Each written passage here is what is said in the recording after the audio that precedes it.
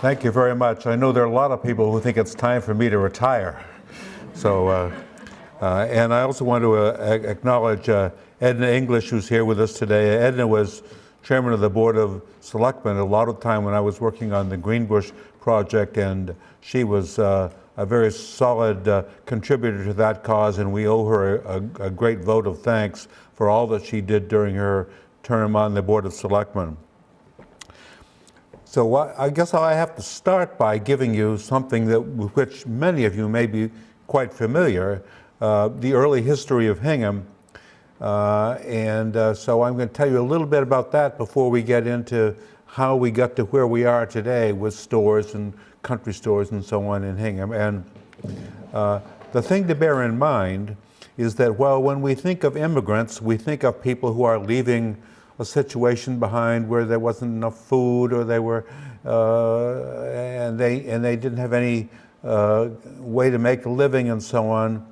The immigrants to Hingham were a different group entirely. They came from Hingham, England, and for the most part, they were what passes for the upper crust of the town in those days. Life had become unsettled for them over there because Charles, who had become the King of England in, I think 1629, was somehow interested and egged on by some of his supporters to have the crown take over about everything, and which included all the churches. And the people up in Hingham, England, as in a number of these towns, had gotten used to running their own life, which meant running their own church, and they didn't take kindly to this. And so there were about 200 people that came to Hingham in the first few years. Over 20,000 left England to come to Massachusetts and other towns around here. As again, these were not people who were leaving deprivation or anything behind.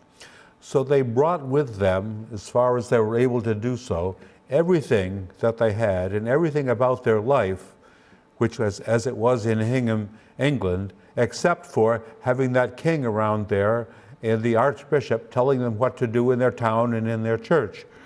So they arrived here in 1635, and they set up the town pretty much the way the town in Hingham, England was set up. That is to say that the houses were close together and people farmed for the most part. They lived 30 miles from the ocean. I don't think any of them ever saw fish in their life for the most part, but the town that they came to, sailing over from England, they all landed in Charlestown, which is where all the boats landed, and then it was a nice landing area. And they stayed there for a while and tried to figure out where they would go, and they wound up coming here.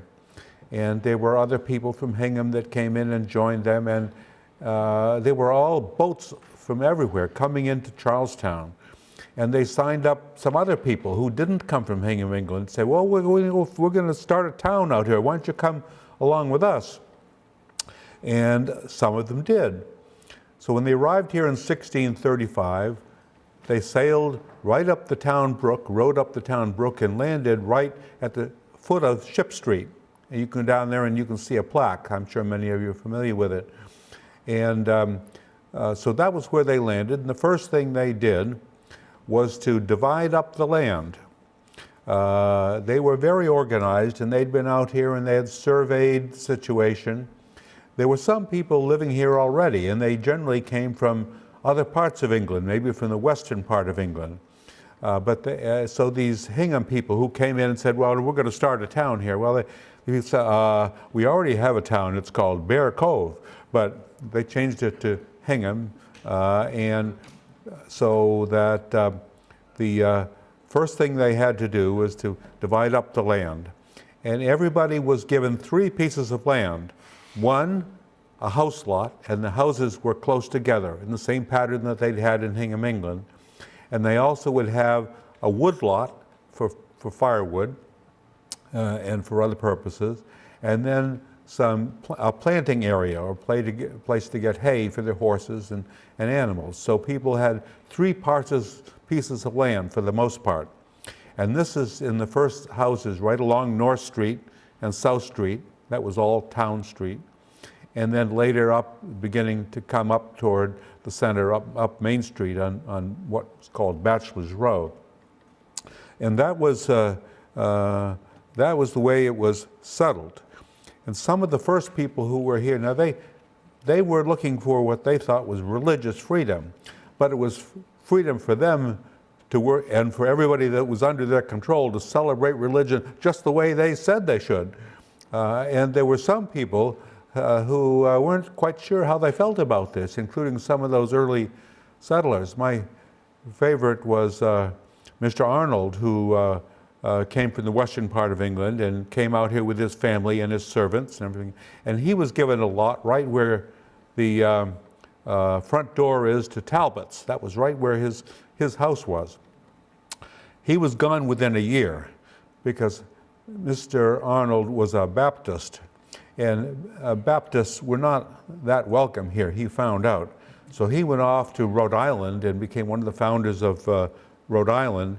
And there were a lot of other people among those first settlers here who left too, because the atmosphere was just as oppressive, they thought, as the atmosphere that they left in England. And some of them went down to Rehoboth and other places. But other people from England did come over through the 1630s. Probably by about 1640 to 45, I think there were maybe about 250 people in town. But then some things happened in England. The Archbishop of Canterbury, who was the one who had egged on the king to take over these local churches and really start running the town and you pay your taxes all to the king. The Archbishop of Canterbury had his head chopped off in 1645, and the king sort of had to go along with it because his advisors were telling him this and telling him that. Those are rough times. If you crossed the king, you'd have your ears cut off, your head would be branded, and I don't think I would have wanted to stay around there in case if you spoke out too much, you never knew what was going to happen. Unlike in Hingham, Massachusetts. But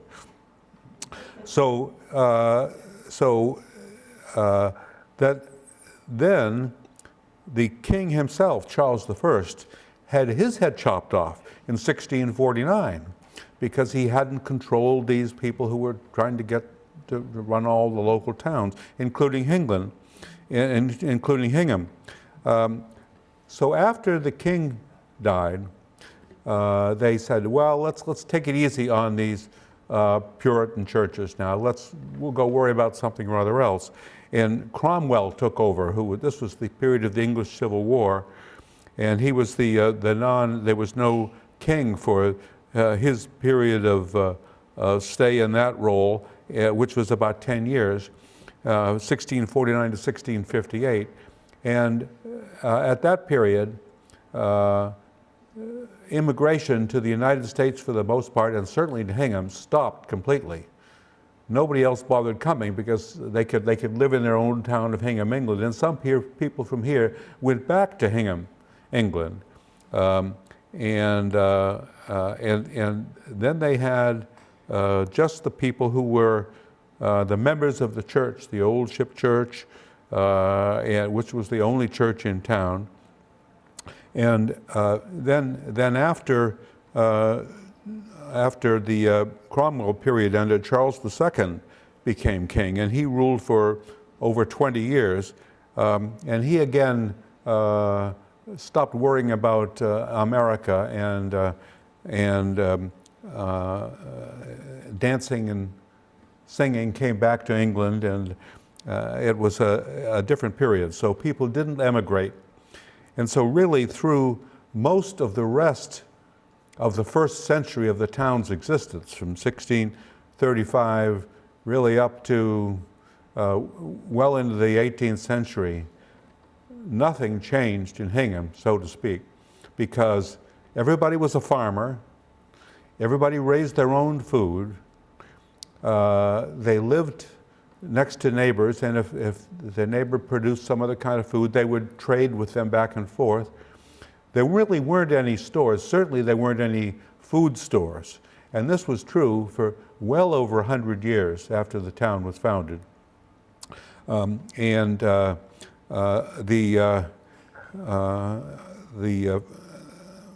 the reasons for this, or one of the side effects, was people didn't use cash. The cash was very limited, and so people would trade. They would trade some grain for some eggs or whatever the neighbor had, and so really the food and the consuming of food was a matter of trading between neighbors or what you produced yourself. That as I say, was right into the beginning of the 18th century, and there was really very little that happened as far as commerce was concerned here, right up until after the Revolutionary War, because England saw us as a source of money. That was by coming here and trading us whatever goods they produced in England in order for our raw materials. All that was produced in Hingham that was shipped away, for the most part, was wood. Masts for, you heard of Mast Hill Road. There were a lot of masts up there for English fighting ships that were produced and cut down here in Hingham and shipped off to England. And that was about all that we did. And really there was not much here in the way of industry or in the way of anybody who didn't farm and live on the land and consume food that was produced either by them or their neighbors until after the Revolution. And as we're getting up toward the end of the 18th century and the 19th century, George Washington was president, and one thing that changed was particularly when all the soldiers came back, who had been away, came back to Hingham, Massachusetts.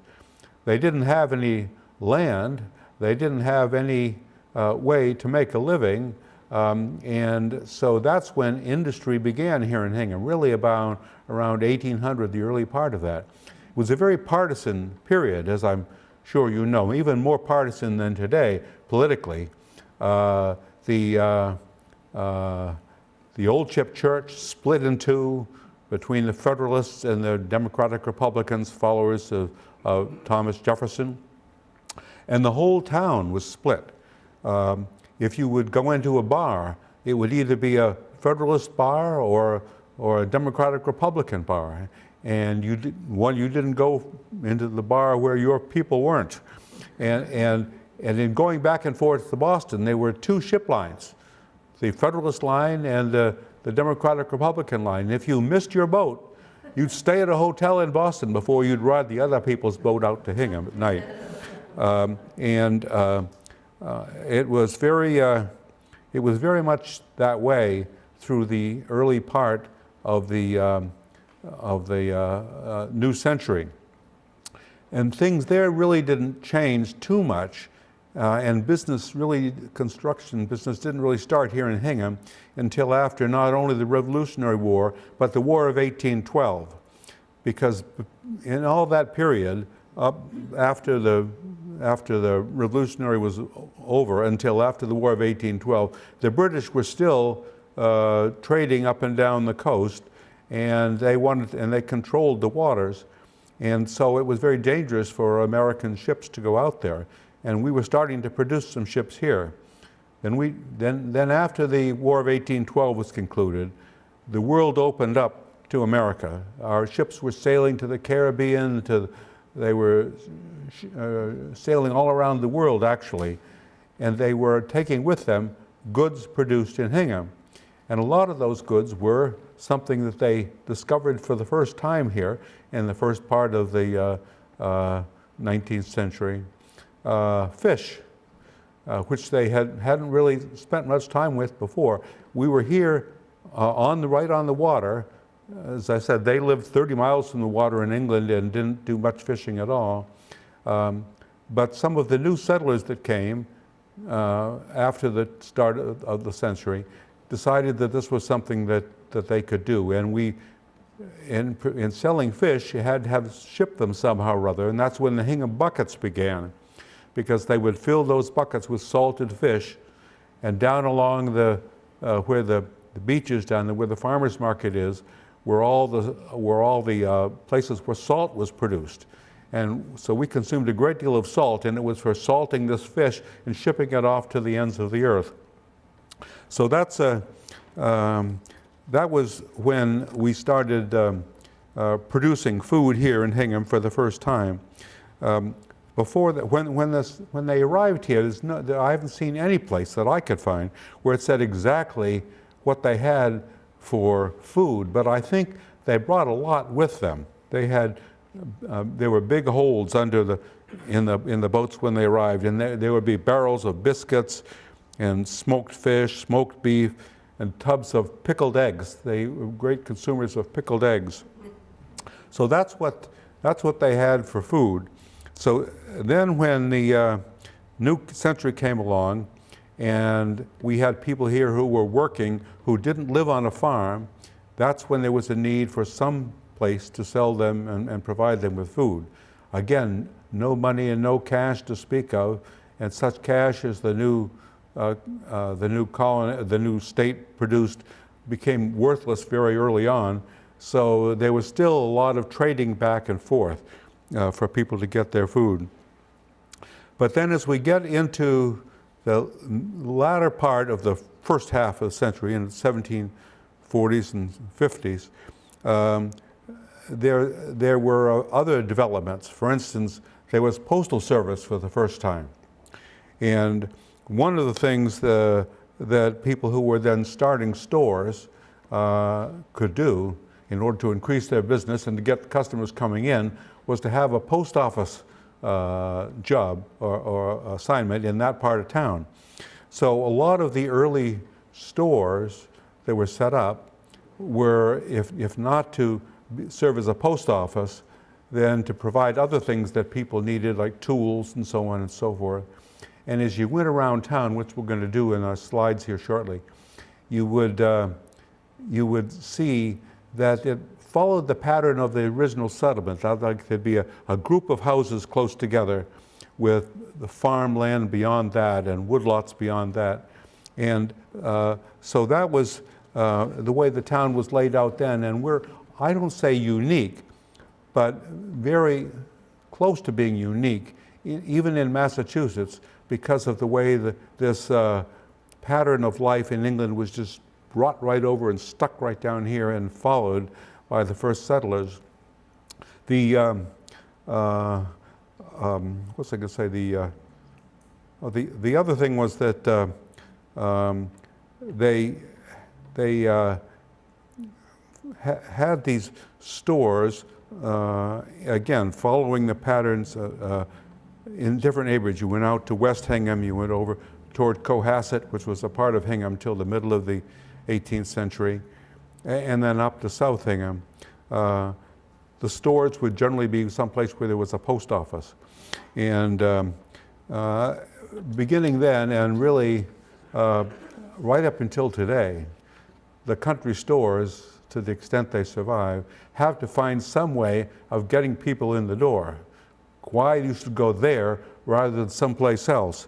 And that has been an ongoing problem. Because you see that it wasn't until after the Civil War, really, that we started to see stores such as we know them today. And the reasons, and really from 1850 up to 1890, that's when the stores began to be built here. And we don't have any stores surviving in Hingham that can trace their roots back earlier than really the 1890s, 1880s, 1890s. That's the situation that we have. And the main thing to bear in mind was that starting then, at least as it seems to me, the situation changed about every 10 years. Something would happen that would change the way food could be marketed or brought to people's attention and could be acquired. Probably the first change of this type started in the first part of the 19th century when Napoleon was trying to feed his troops who were attacking Moscow, and they were tired of eating all that salted fish and everything. So he conducted a contest, and the guy who won it invented canned food for the first time, something that didn't exist, so that they could have something to eat besides that salted fish, and that made the army very happy, Napoleon's army very happy. And the problem was that while canning was thus invented in the first part of the 19th century and then up even during the Civil War, what they didn't have were can openers. So to open these cans, you'd have to take a sword and go like this. And it was quite a job to get one open. It was worth it because you wanted what was inside, but it really wasn't until, this is amazing, but it really wasn't until World War I, actually, nearly a century after canned goods were invented, that they invented a decent can opener. And also learned how to make cans thinner so that you could open them up more easily.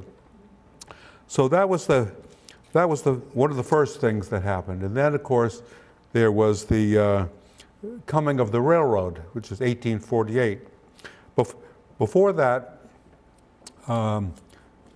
Hingham had been manufacturing goods and shipping them all over the place in the first part of the century, right in the decades before that. But then came the big change.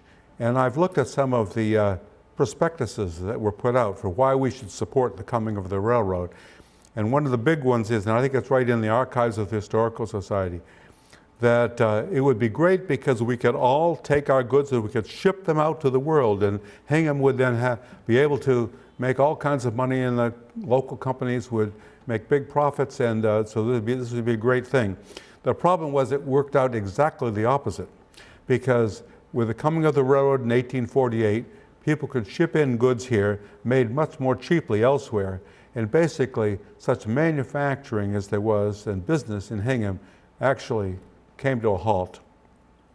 And so after the Civil War, this was a very sleepy town for several decades. Not much happened here, not much was produced here, and there was not much of a population increase until there was the situation that developed in Ireland, where they had the potato famine and so on, and we started for the first time to get immigrants who had nothing left and were not people of wealth and who would come to Hingham. So that was the first thing that made a substantial change in the way food was available here. So things would come in on the train. And then there started to be, I think, right down near the harbor, which was where all commerce was for the most part, such as existed, because that was the way things would get shipped to Boston. That was the area where there were probably the first stores that you could call, although I don't have a picture of them now, call a country store or a food market of any kind. And I'm sure many of you may recognize this is going down North Street to the harbor. And this picture probably dates from, I would say, around 1860, 1865. And you can see some of the store owners would come outside to get in the picture. It was quite an occasion to have this photograph made. And you could walk down here right to the harbor. And one of the first stores you would see, which is right on the spot where Stars is now, was the Hingham Fish Market. This, where they sold real fresh fish, not frozen, not salted, and so that that was maybe the first kind of food that was available in a market that was created here for the sale of food. Here's the same area some years later, I think probably in the 1930s, late 20s, early 1930s. And here on the left, which is where the Hingham Fish Market was, is Anderson's Supermarket. And I remember that well because my mother used to take us there when we were little kids. She had a car and she loved driving, so we would go to all the stores. And this was Anderson's Market, and we had a kitten we got there, I think when I was about 4 years old, who lived until I went off to college. And that was our cat who came from a group of kittens born right in Anderson's store there. Okay, next. The only business, or the first business that was downtown that had something to do with food was the grain mill. And there were several, at points there were several grain mills all along the water in Hingham, because when people had that grain, or Indian corn, which they planted and learned from the Indians how to cultivate, they didn't have any way to grind it up, and so mills developed to do that. And this is the Hingham grain mill that actually dates from 1643. And I can remember when you could still see this 300 years later, because it was working throughout this period, so that's practically 300 years. And here we are, this is in 1943, so it's exactly that period of time. And still producing grain right up until in World War II. This picture, some of you may have seen, comes from the book, This is America. Does everybody have that? Or some of you have that book. And Eleanor Roosevelt went in there to see this and to say hello to him. She wrote that book with Mrs. McGregor, who lived in Hingham, who was a photographer, itinerant photographer. She was living here at the time. And Eleanor was looking for a way to tell America why we were fighting this war, because we had just had Pearl Harbor. And so she was celebrating small town virtues, and Hingham was selected as the national example of what a town hall was like. Now we're going to start going more or less geographically around the town as opposed to historically by era. So we'll be skipping years, but going from town section to town section. This, many of you may also recognize, is Barba's, which was in downtown Hingham. The Italians who came pretty much after World War I in the teens were great marketers. And so that we had a number of Italian markets in Hingham, and one of them was here. And they for the first time had a lot of fruits and vegetables, which was a new thing in markets. So that this survived, I'm not sure, well into the 70s anyway. As you could probably tell by that's when we used to park the cars vertically instead of horizontally on the street. Okay. I don't know how well you can see this, but this is a picture taken from the cemetery on top of the hill. This again dates from the 1860s, I think, so it's very early photograph. And this right here is Water Street going down to the harbor. And then right over about here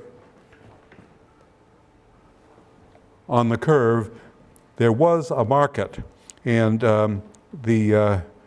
that area probably had several markets because it was right near the harbor and food could come in and be brought there. And that was the one place in town, other than their neighborhood, where people would be to the harbor for one reason or another. And so that's why the first stores were there. Eventually, on that very site at the end of Water Street, was Hingham's first supermarket. And this again marked a great change in the marketing of foods, and was possible because stores for the first time had canned goods, and the cans had labels on them, and the A&P and the First National, primarily among them, produced these canned goods with their labels on them, And then they started selling them in their own little stores. So there were a lot of little A&Ps and little First Nationals all over the country, thousands and thousands of them, mostly small stores selling canned goods. And also discovered about the same time, this is in the period after 1900, putting the food in boxes, in cardboard boxes, which was discovered, as near as I could tell, sort of by accident, how you could make a box and put food in it.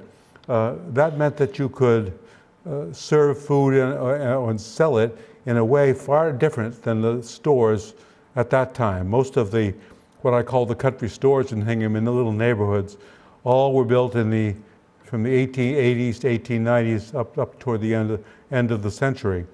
And when they sold things, they would be sold out of barrels of crackers, barrels of honey, barrels of this, that, and the other thing.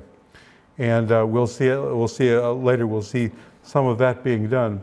But the A&P, this building, was built in 1937. It was the wonder of the ages. This was one of the first big supermarkets that existed. Of course, my mother took us here too. And then after the A&P left the area, it became, now here's the fruit center, the original site, which is down at the end, which is just there where they store stuff in there now. They now, as you come along to the next slide, this is the fruit center today, which is really that whole building. And this is the place where my mother would have gone if she were still here today, I think. Okay. At the other, out in West Hingham, this is one of the stores that was there for the longest period of time, which was the West Hingham Pharmacy, but they sold groceries and other things too. And there had been various other grocery stores here that came and went over the years. This site in about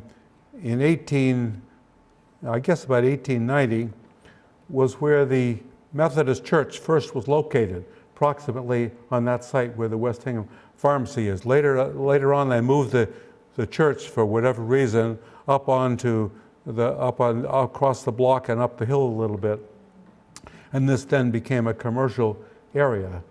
So that was there the longest time. And when I lived on Hershey Street, many years ago, we would go down here to get whatever it was we were looking for, and you usually could get a loaf of bread or a can of peas or whatever you were looking for. Not much more, but that's what they had. Next. This is what's there now. This was of months ago, Richdale Market, I guess. And there are two of them. They have another one out there beyond where the old police station used to be, along Lincoln Street there. And so I went, I had no other reason to go in there except to prepare for today. I went there to sort of see what they had, and I was struck by the fact that no liquor license. They have food, small amounts of food. It's an emergency grocery store is what it is. If you're on your way home and you don't want to, make entrance to the Super Stop or Shop or whatever, you could go here. But I'm just kind of myself wondering how they're going to be able to survive running that kind of business. Because when this was, before it was the Richdale Markets, when it was, in earlier days when it was sort of a fast food or convenience market place, I think they sold beer anyway. So no beer now, so I'm not quite sure what the rest of the century will do for them. Okay. Again, the Italian market, Risotto's, which at one point was in a small storefront on South Street, and then moved down to the end of the block. This is across the street from the CVS pharmacy, I think. And we went here too, and I remember that Wednesday was chicken day. Chicken was always, 10% off or something. So they always had half the town going in there to get their chicken. And other than that, it was sort of the fruit center of its day. It was upscale. And they survived. even with the large supermarkets starting to develop in the area, they survived because of their sale of specialty foods and fresh vegetables, and as I say, the chicken for sale on Wednesday. In other parts of the town, here we're getting to after the turn of the century, what hadn't still been invented was the automobile. So people still had the need to either walk to their store or somehow get there. And if they couldn't, if they didn't live that close, particularly if they didn't live that close to one of these stores, they'd have a problem. And the stores remedied this by providing service to the door in these wagons. And this was B.R. Forster, which was up in South Hingham, up at the other end of Main Street. And that was one of the groceries that delivered. And then we have here Mr. Hornstra. And milk was one of the things that had to be delivered door to door because it was, again, there was no refrigeration in any of the stores, big or small. And so foods that were perishable, either they had to ice them down or have them delivered. And milk was one of those that had to be delivered. So this is Mr. Hornstra. And this is the ice truck loading up. That raft is going up there, and the ice came out of Cushing Pond, and it was stored up here in layer upon layer with sawdust in between the ice blocks. And here's a guy picking up his ice to make a delivery. Yeah, this is downtown. Here's an ice truck, a Levitt's Ice, and he's delivering it. I can remember when we had even after we had our refrigerator, a lot of people still had what I call an ice box. In fact, I still call refrigerators ice boxes. And there was a box on top in which the iceman would come and drop your ice into that ice box. And then you would keep something or other cool in the door under it. Usually we had lobsters in there, but yeah. Continued on, and milk was delivered, and in some cases still is delivered. People like getting it that way. And this is the Cooper's Dairy, which was in Hingham. And because even after into the 30s, a lot of people didn't have cars, or at least they didn't have two cars. If somebody was husband was commuting off to Boston, there was no way to get to the markets and pick up any amount of food.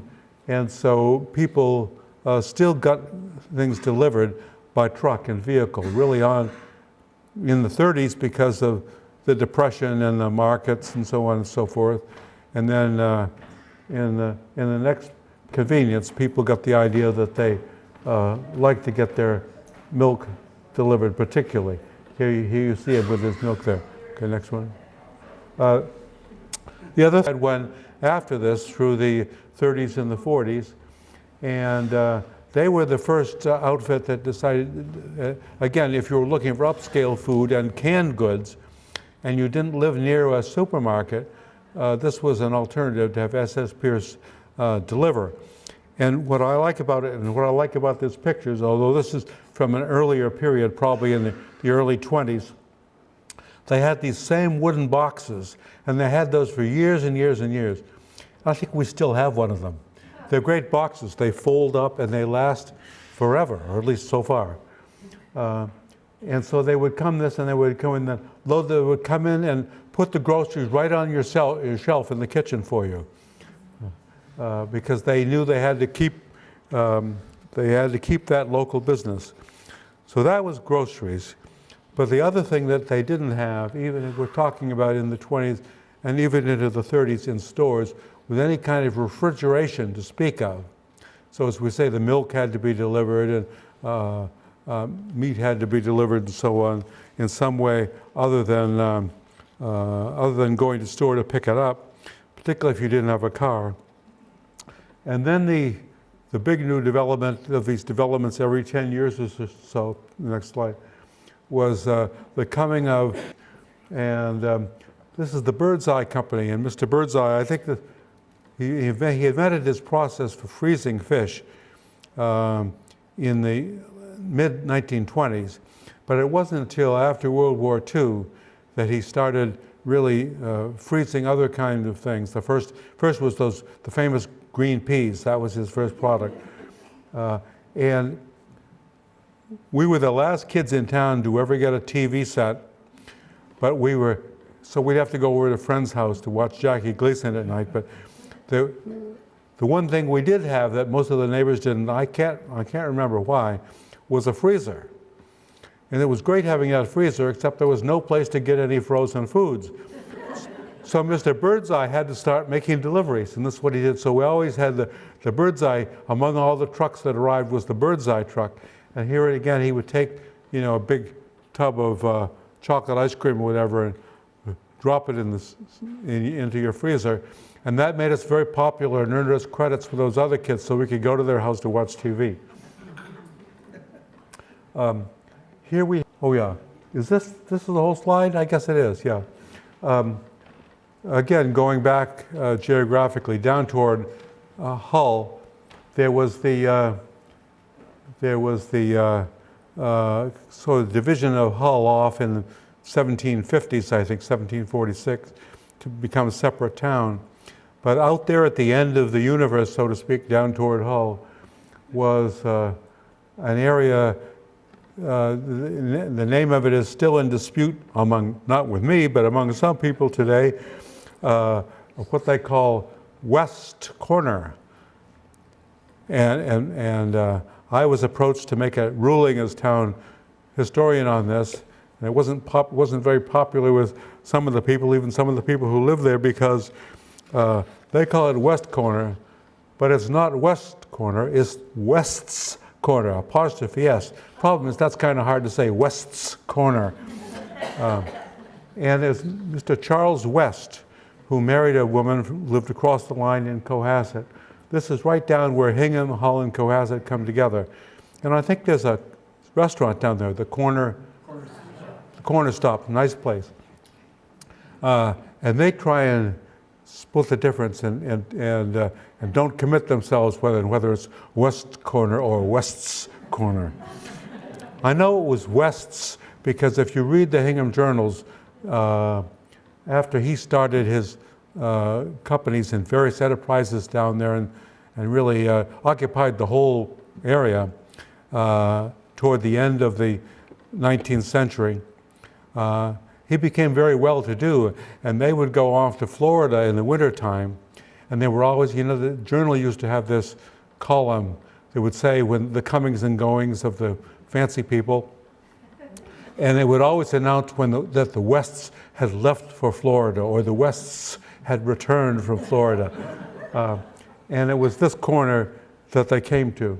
And this is J.D. Bates Cash Market, which was there. I think this picture dates from the 1930s. There aren't any pictures that I could find of any of Mr. West's original buildings. So on to the next. Here's what decades later. This is when it was along the same stretch there, Tedeschi's Market. I think it's a 7-Eleven now. And it suffers from the same problem that they have out there at Richdale. No liquor license. How they're going to survive, I'm not sure.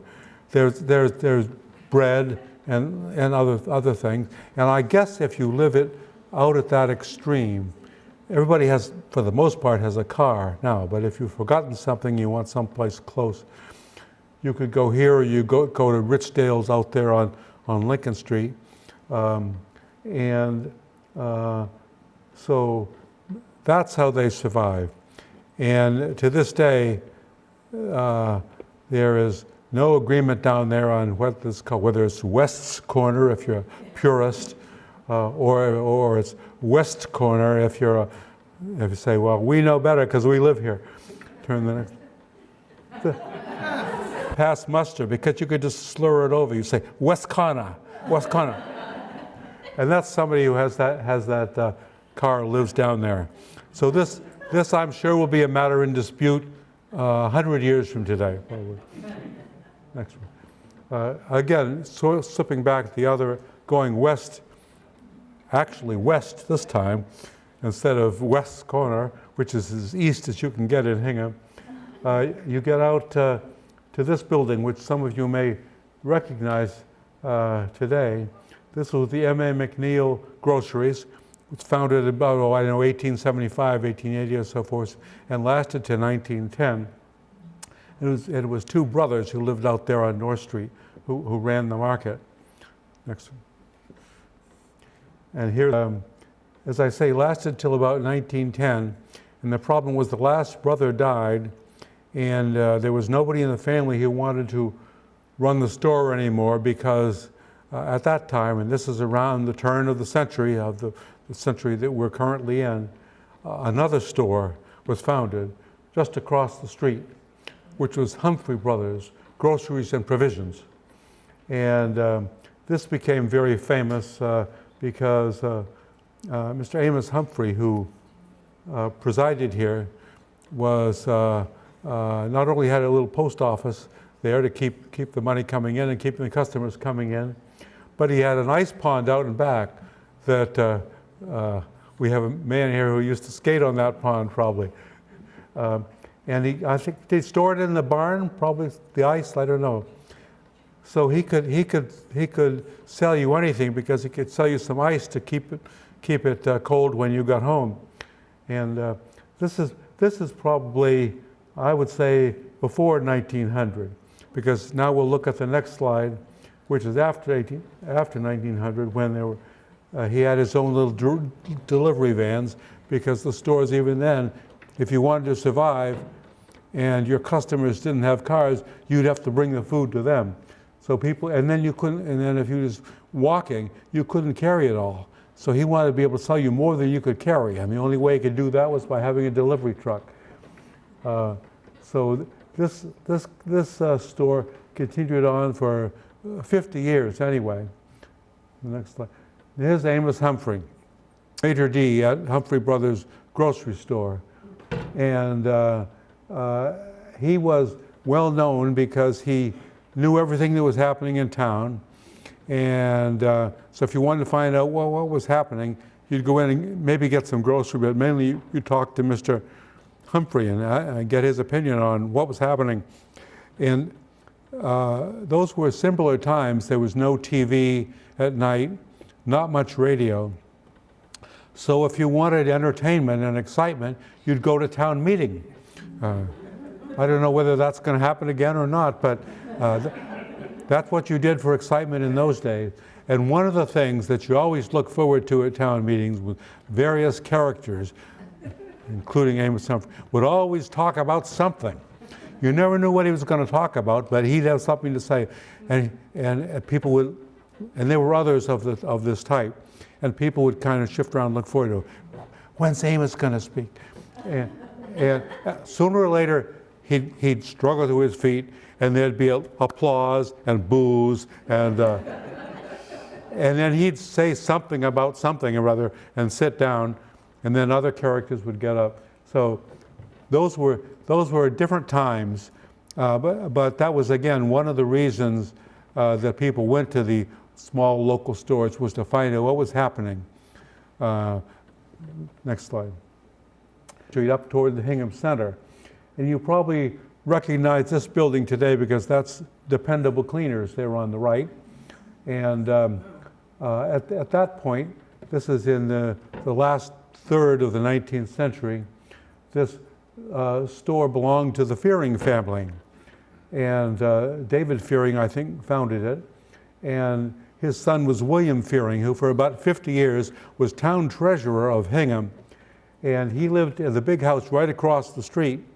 And what's interesting is that he also had the first telephone line in Hingham, which from his house across Main Street to his store.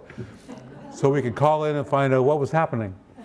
And he also had a telephone in there if you wanted to go and make a phone call. He had a telephone, but not many other people did.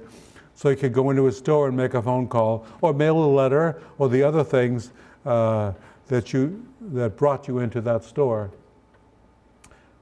Here it is from another angle. Again, this is Fearing's store, which somewhere in there, I'm not exactly sure what year, it transferred from Mr. Fearing to Mr. Howe, who then came in there. Next slide. Yeah, here we have for a while. And then later on, this is after the end of Prohibition, and liquor was available again. That was another thing the local stores grabbed onto, was the right to sell liquor, because that would get the people into your store if nothing else did. You'll notice the Pickwick Ale sign on the sign. And so as the years went on, I think there was more and more Pickwick Ale sold and less bread and muffins and things like that. And so it became, pretty much a liquor store under Mr. Howe. But he was a character, even as we've talked about Amos Humphreys before. This was Tom Howe's package store. And this is one of the places where Eleanor Roosevelt went when she came to Hingham to find out what America was all about. You want to take the next slide? And here we have Tom Howe sitting on the front step. And I'm going to read you just a little couple sentences from Eleanor Roosevelt's book about Tom Howe's grocery store. Tom Howe's grocery store is a favorite meeting place, and the proprietor himself is well known to the town. Many Hingham people who remember hard times, I guess they're talking about the Depression, remember that Tom was never one to let them down. The grocer in every American community is likely to know more about the family affairs of his customers than any other single person, including his wife. When he deals sympathetically with their problems, he builds up rich returns in loyalty. The little country store, this is in 1942, remember. The little country store is too fast vanishing from America, for it offers an enrichment to the community that the impersonal branches of huge market concerns cannot be expected to give. That was probably the highlight of the country store era as we got to the end of World War II. The other thing that happened about the time, and here that we're talking about, I guess in the 20s, when people started having ice in their ice boxes, was that meat was marketed. And you couldn't go to a grocery store to get meat because it was too hard for them to sell it and store it and everything. And so there were people who specialized in this. And one of the families that did was the Litchfields. And this is the Litchfield Market that was sort of right across from Charlie Cushing's old gas station on Main Street there near Garrison Road. And he sold meat and delivered it out. And he had a nephew who lived up in South Hingham. This is one house from where Sonny and I lived for a number of years, and later became the parsonage of the Baptist Church. And the other Litchfield Market, and you notice it was stored out back, and they'd got big shipments of ice, and then would bring the meat around. So you'd maybe drive in there, and they would bring it around to you. Okay. Again, back in the center, and this of what is now Garrison Road, was Burr's Groceries. They would sell, this was before the days of canned goods and so on, so they would sell you those barrels of molasses or biscuits or flour or whatever it would be. But that was a period of time that was about to come to an end, because another one of those big every 10 years developments that I talked about earlier. And the first thing that happened was the coming to all kinds of towns, thousands of towns across the United States, of those two stores, the First National and the A&P. This is the First National, which is in Somerville. The first Stop and Shop actually was in Somerville too. I'm not sure why, except that there's a lot of people and not many cars, and so they could get you to walk to get into their store. And what they sold and why they started opening their own stores was their own brand of canned goods and cardboard goods. Next picture. And here was where the First National was in Hingham, the first one, which is right up there in the center. This is, that building where the bagel shop is and everything. It's right along there in the center. And this, although they're in a military outfit, I think this is some kind of post-World War I parade, because I think this picture dates from the 30s, maybe the mid-30s. And they're marching through here. And so there you see the First National behind. But these stores were starting to decide that to get you to come to the store, they'd have to sell more than their own canned goods, and they have to sell other things too.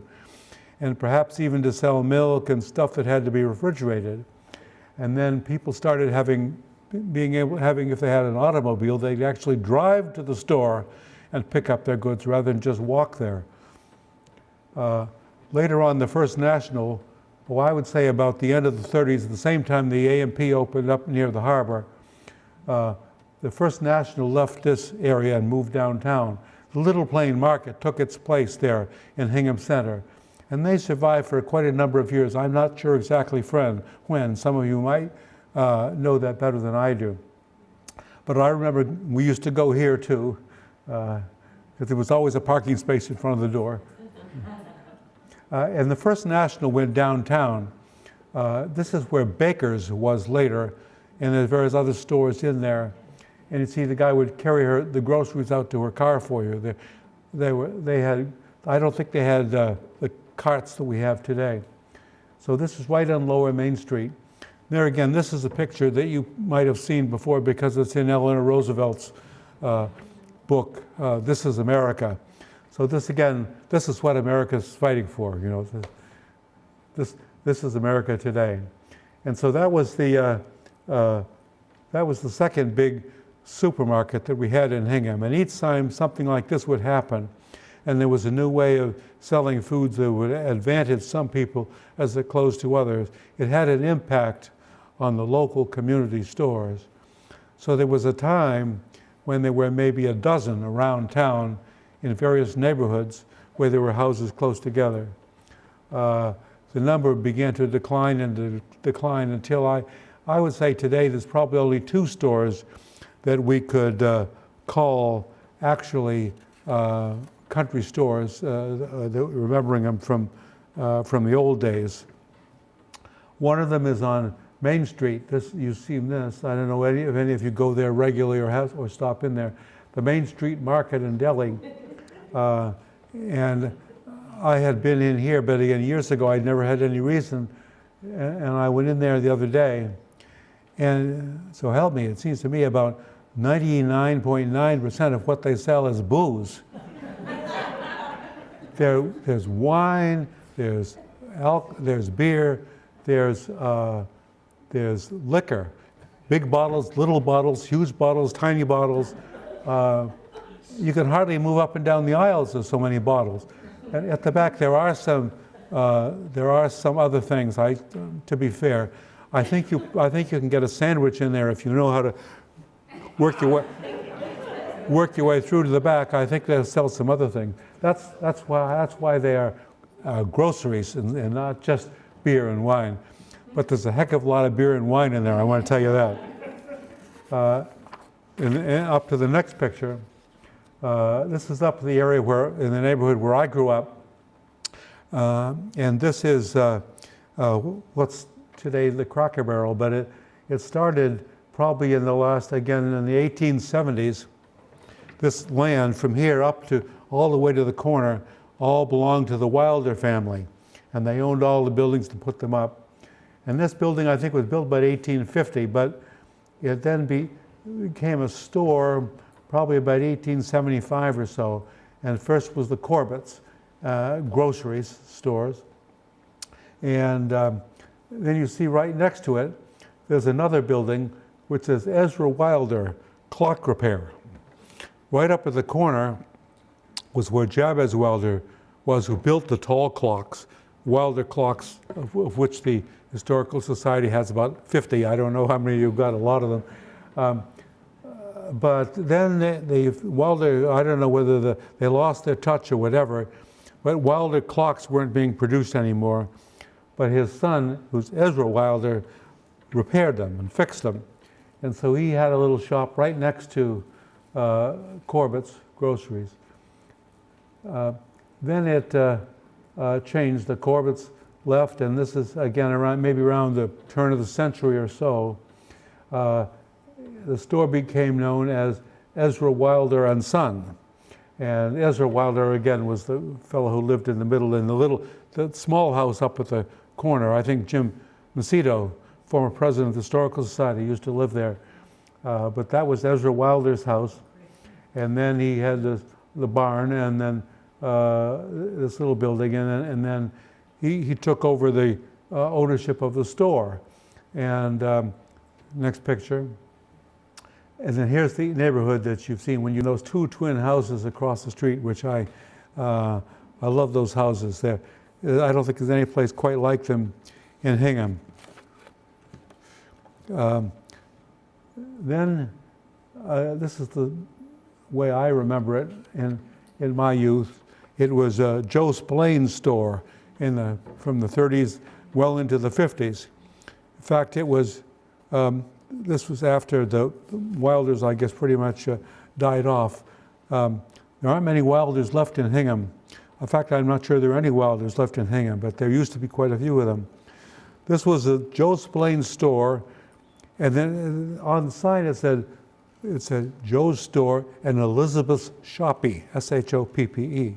That was his wife, Elizabeth. I was never quite sure what that store produced, or I never saw any women going in there to go to it. Of course, I was only going in there before school and after school to get penny candy, because it seems to me that that's how they survived. I don't know how they did it on 1 cent or 2 cents or 5 cents for a piece of, how they survived, I don't know, and I'm not sure whether they really did. I think he might have had an endowment left over from something or other, because that's the two things they sold in here that I'm aware of. And this is just going in my dim memory of going in there for decades. Penny candy to us kids, and beer to our daddies when they were coming home from work. And so that was after World War II, and so that's that's how I think they made most of their money. This was during the period of Joe's store. Next slide.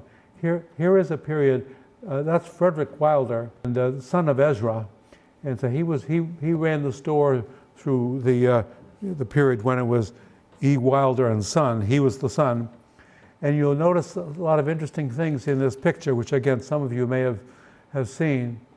They're up there on the top shelf. It looks to me like there's a bottle or two of wine. I'm not sure whether it's wine or vinegar or whatever, but I think it's maybe wine. And so this was well before Prohibition. And then on the counter in front of him, you'll see a little scale, because that's the way things were sold in this period before the big supermarkets came out with their labeled canned goods and labeled boxes of rice or whatever it might be with their name on it.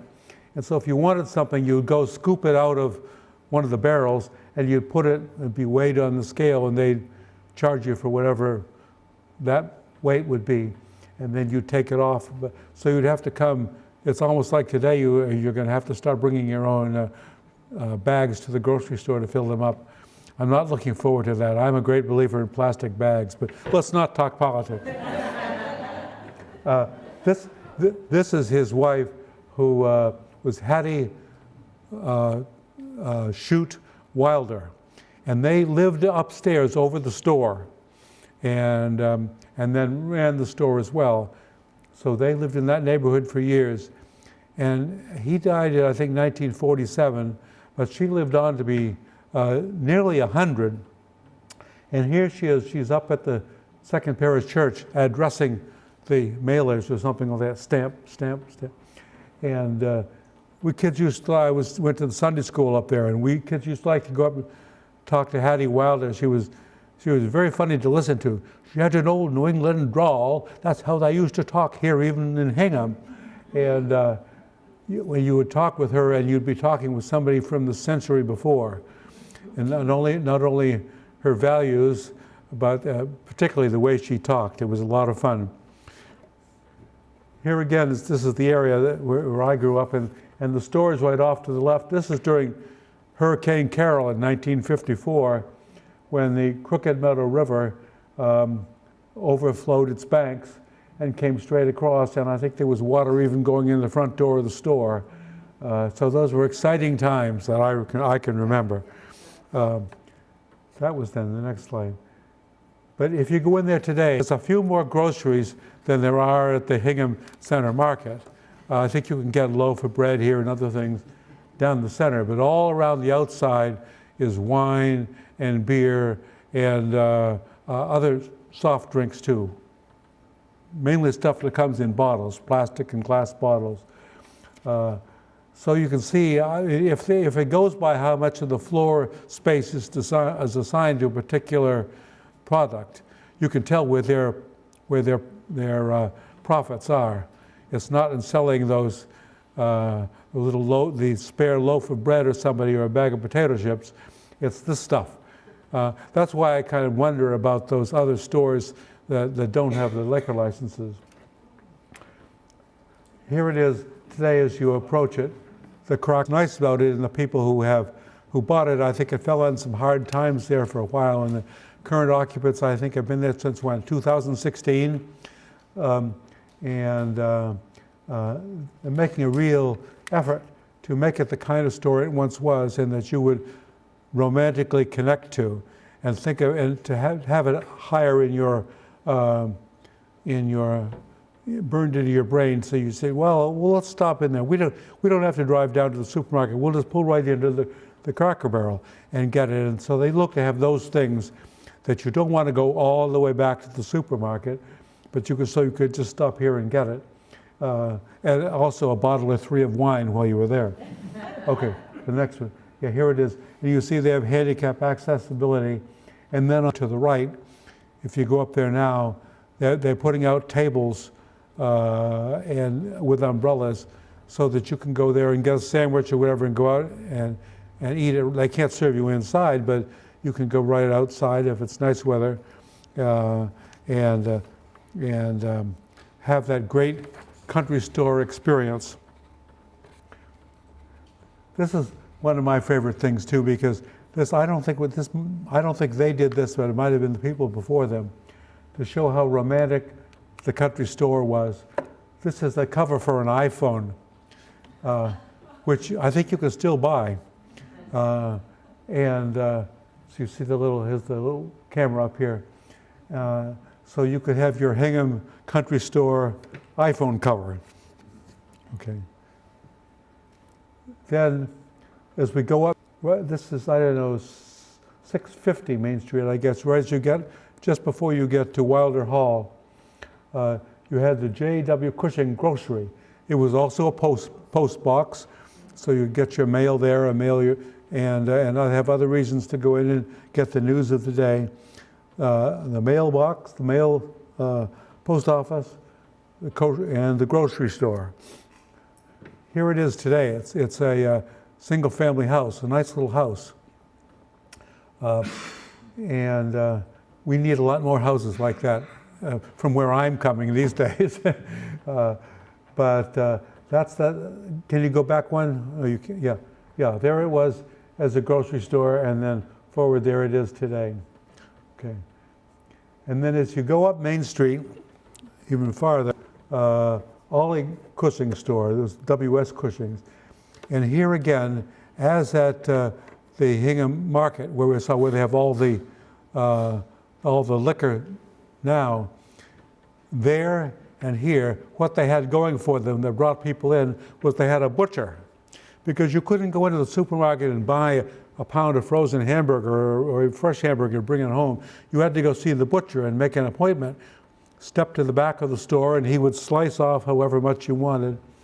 And at the Hingham Market, Al Clay had one hand, and he was a veteran, and I think he had on the other hand, he'd lost his hand, and he had a spike. And he used that to great effectiveness in moving all this meat around. He would, how much do you want, ma'am? And slice it off for you. Like, and up at the other end, go back one. Yeah, it was a little kid up at that end of Main Street, and again we'd go in there, and I remember we'd go to the back of the store, and Ollie Cushing would get down lamb chops or meat or whatever it was, and slice it up for you, and wrap it up in paper, and you'd take it out. Later on, this became it was an art store too, I think. It was a gallery, Hingham Gallery, yeah. Then as we get up to Queen Anne's Corner, you get here the market that was up there, and also a post office, by the way. And this was up in, I guess, the area, I guess you call it Accord now, or Queen Anne's Corner anyway. It was right on this site earlier. The first grocery store probably that was, where they sold groceries, among other things, was the place where there was a woman named Anne Whitten who occupied this site with her daughters. None of them married, but they did quite well over the years with various sales and businesses on that site, including the grocery store. The next picture. Here again, this is, it is the automobiles, where there was the store was right on the end of it, and that was the shoot house across the street, and which is now gone. And this is, again, one of the last little of the old-time grocery stores up there at that site. The next. As earlier, we saw the First National at their first store in Somerville. This was the Stop and Shop, the first Stop and Shop in the early 20s, also in Somerville, because of those people who like to walk to their store. These days, we have in Hingham the Super Stop and Shop, which has been in the news these days. You might have noticed, but it's absolutely huge. I have this little program on my phone that you see how far you've walked in a certain period of time. If you walk up and down all those aisles getting in the Super Stop and Shop to get your groceries, you'll have walked over a mile inside the store. I think that may be some reason that some of the people are doing business in the smaller stores, because they don't want to face that kind of a job to get up and down those aisles to get what they want in the Super Stop and Shop. And they survive on volume, thousands of stores, and there's a big profit, but it's like a 1% margin, barely. And they survive by undercutting almost everybody else on the price. Their competition, and we have lots of it in Hingham now with Whole Foods Market, Fresh Market, Trader Joe's, are usually selling some other product on some basis other than price. Fresh vegetables, or Whole Foods now has been bought by Amazon. Here's what's happening 10 years from today. Who knows how it'll play out? Whole Foods now belongs to Amazon. So I think the time will come, not too far away, when we don't bother going to any of these stores. We'll just dial up your computer, order your food, whatever it is you want, and it'll be delivered to your door within the hour. I think they're doing some of that now, and I think, as far as I understand, there's some kind of service that operates out of the Super Stop and Shop that makes deliveries as well. So these things are changing every day. We have just those two markets that I think are leftovers from the old days of the country stores. The next slide, this is something I remember well, because when I worked a couple of summers out in Montana, and one of the places I went, because I always wanted to go, there was Hingham, Montana. There's Hingham in Wisconsin too, but this is the only real town. The railroad built these towns every 8 miles up and down the Great Northern Railroad line, and where they would change and get water and whatever. And they thought they were going to be a big city someday. But their population peaked at around 250, I think, in 1920, and it's been going downhill ever since. The one thing you have to have I don't care what kind of store you're going to be operating, you have to have people coming in the door. And if there's nobody living there, then your business is going to have problems. Next picture. And that's the case today, because here's the old Hingham Market, I remember, closed, because the population has gone from 250 to 500 people in 1920 to about 110 now. And in Hingham, when I grew up, the age of the average citizen, I think, was 26 or 27. Now it's about 43, because the families are a lot smaller. There are fewer children. And in Hingham, Montana, the average age is about 57 now. So they're not long for this world. But what the next 10 years will bring, we'll just have to wait and see. Some of you will have better ideas than I do, I'm sure. And so I'm hoping that you heard some things today that you didn't know already.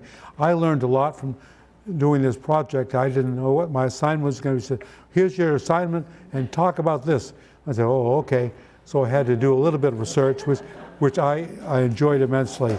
Thank you very much.